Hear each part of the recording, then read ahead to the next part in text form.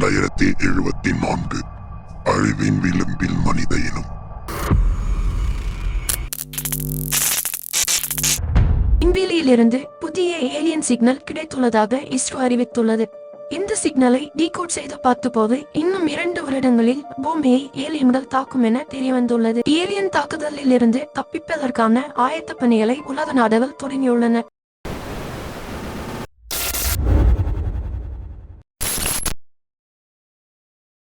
இந்த ஏலியன்கள் உலகத்துக்கு வந்ததுக்கு அப்புறம் மொத்தமாக தலைகீழாக மாறிடுச்சு. மனித இனம் அழிவின் விளிம்புக்கே போயிடுச்சு. இந்த அழிவின் விளிம்பிலிருந்து தப்பிக்குமா மனித இனம்?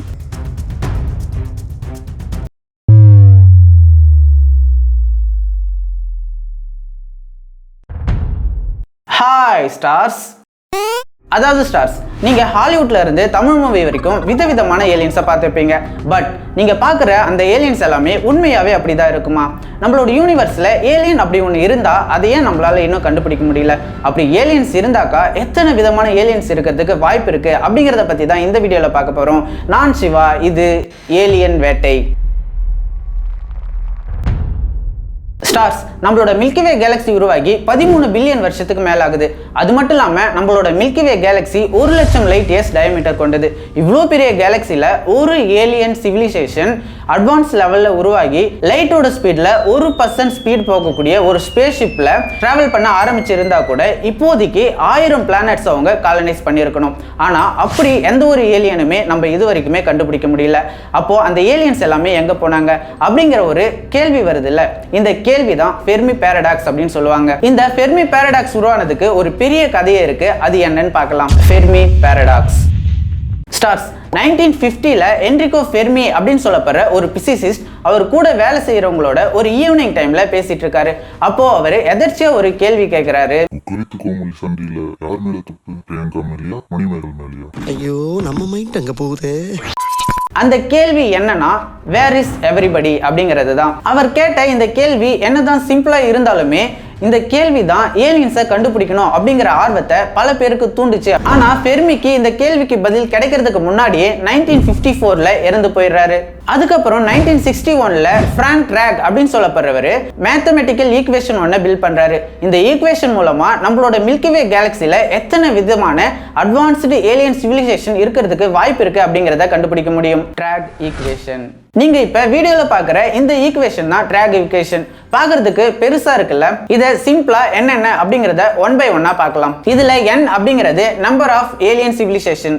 அடுத்ததா இருக்க R ஸ்டார் அப்படிங்கிறது நம்மளோட மில்கிவே கேலக்சில எத்தனை ஸ்டார்ஸ் புதுசா உருவாகுது அப்படிங்கிறது. அடுத்ததா இருக்க FP வந்து அப்படி உருவான புது நட்சத்திரங்கள்ல எத்தனை நட்சத்திரங்கள் வந்து பிளானட்டரி சிஸ்டமா இருக்கு அப்படிங்கிறது. அடுத்ததா இருக்க அந்த NE வந்து அப்படி உருவான பிளானட்டரி சிஸ்டம்ல எத்தனை பிளானட்ஸ் ஹேபிட்டபிள் ஜோன்ல இருக்கு அப்படிங்கிறது. அடுத்ததா இருக்க FL வந்து அந்த ஹேபிட்டபிள் ஜோன்ல இருக்க பிளானட்ஸ்ல எத்தனை பிளானட்ஸ்ல உயிர்கள் உருவாகி இருக்கு அப்படிங்கறத பத்தினது. அடுத்ததா இருக்க FI அப்படி உருவான உயிரினங்கள்ல எத்தனை உயிரினங்கள் அட்வான்ஸ்டு சிவிலைசேஷனா வளர்ந்துருக்கு அப்படிங்கிறது. அடுத்ததா இருக்க FC அப்படிங்கிறது அப்படி உருவான இன்டெலிஜென்ட் சிவிலைசேஷன்ல எத்தனை சிவிலைசேஷன் ஸ்பேஸ்ல சிக்னல்ஸை அனுப்புற அளவுக்கு அட்வான்ஸ்டா இருக்காங்க அப்படிங்கிறது. அடுத்ததா இருக்க L அப்படிங்கிறது அப்படி அவங்க அனுப்பின சிக்னல்ஸ் எவ்வளோ நாள்ல அடுத்த சிவிலைசேஷனை போய் ரீச் ஆகும் அப்படிங்கிறது. இந்த ஈக்குவேஷன்ல இருக்கிறதுலயே மினிமமான நம்பர்ஸை ஆட் பண்ணா கூட n=L/10 அப்படிங்கிற ஆன்சர் நமக்கு கிடைக்கும்.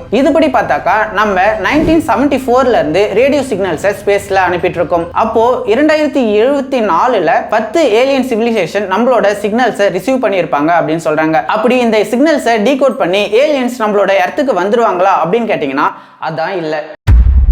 இதுல ஒரு ப்ராப்ளம் இருக்கு.